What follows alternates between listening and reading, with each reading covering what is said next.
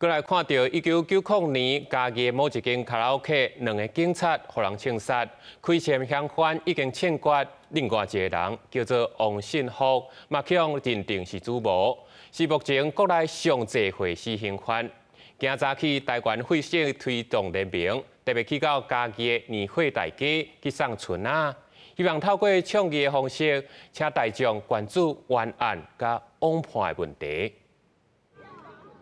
伫年会大街现场，送写有信托和顺的村人，台湾废除死刑推杀联盟甲一寡民间团体，礼拜二早时伫嘉义市年会大街举办活动，希望让民众知影这件案件后壁产生的问题。想让大家多多关注王信福案，一个没有证据的指控就判死刑，对王信福以及我们家人都是非常不公平的事。在这个要过年的这个时候，希望透过这个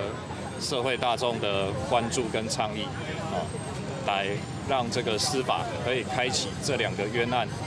这个救济的程序。做伙参与的地方团体讲，这件发生伫1990年的案件，为证据甲侦办拢有所在无符合定序，所以村人顶面的字是洗清冤枉平反的苏建豪来替王信福甲曲和顺所写的，希望互因嘛有平反的机会。嘉义有一个冤狱的受刑人，至今他已经72岁的高龄了。他其实在整个的人证跟物证都很不足的情况底下，就因为台湾的速审法而被判刑的这样的一个死刑。其实会了解看看为什么会这样的事情发生，然后为什么他们会想要做这样的事。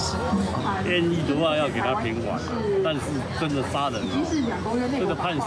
刑要赶快执行，要不然变成就等于没有意思嘛，人家来养他们养一辈子。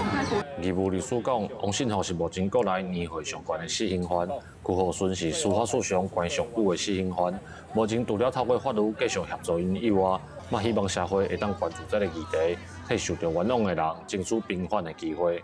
记者林慧婷，嘉义报道。